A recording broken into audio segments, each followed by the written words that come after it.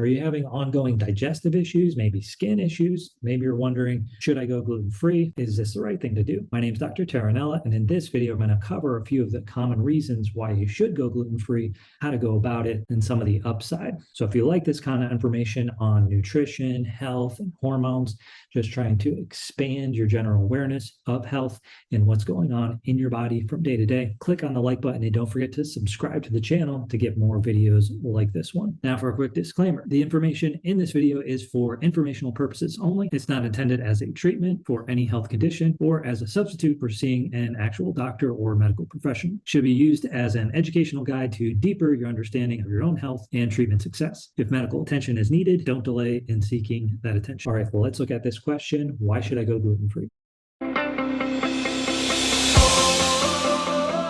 People often ask this question, why should I go gluten-free? And I have some recommendations on why you might want to consider going gluten-free. So one common reason is if you have some sort of autoimmune disease or some specific inflammatory markers going on in your blood. You can check these markers after as little as 30 days after a change like this. So you eliminate the gluten, 30 days later, you check the markers and see if it's improved. One little caveat to that is you want to make sure it's consistently high because inflammatory markers can often change quite drastically from one test to the next. But if it's consistently high, then it might be a good idea to try going gluten-free. Gluten and other foods for that matter is enough to trigger your immune system, but oftentimes gluten is stimulating other aspects of your body too, like a microbial reaction that is independent of your immune system and inflammation. Gluten and other foods are enough to trigger your immune system, but you have to keep in mind oftentimes the gluten can also be stimulating microbial reactions that are somewhat removed or independent of the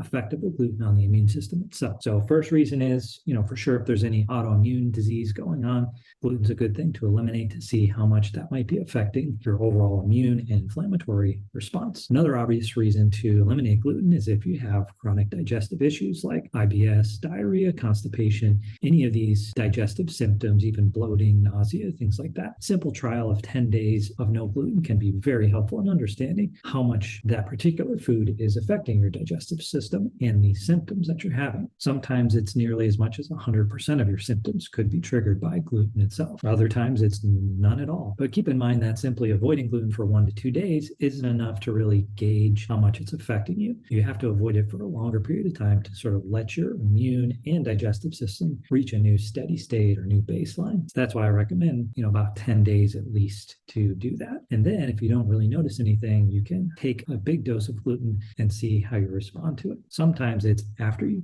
that's called a challenge, and sometimes after you challenge is where you see the big response. Another reason people should consider eliminating gluten is when there's skin issues. It's very common for skin issues to be related to digestive issues as well, and this connection is through the effect of, in this case, gluten on the digestive tract, and then through the digestive tract, the immune system. There is often more to skin issues than just gluten, but for some, the gluten may be playing a bigger role than for others. Most of the health problems that gluten cause are from a dynamic interaction of the gluten with the digestive tract, the microbiome, and the immune system. Another reason why you should avoid gluten would be things like joint pain or fatigue. Basically, we can say anyone that's really having health issues, they might benefit from a trial of no gluten for, say, 2 weeks, even 10 days, and then you challenge that gluten and see if it makes your health problems worse. You may notice a marked improvement in how you feel day to day, and if not, you really didn't lose that much other than those 2 weeks without gluten. All right, that's all I had for you on this question. Why should I go gluten-free? If you have additional comments or questions on this topic, drop it in the comment section. Definitely try and answer your question.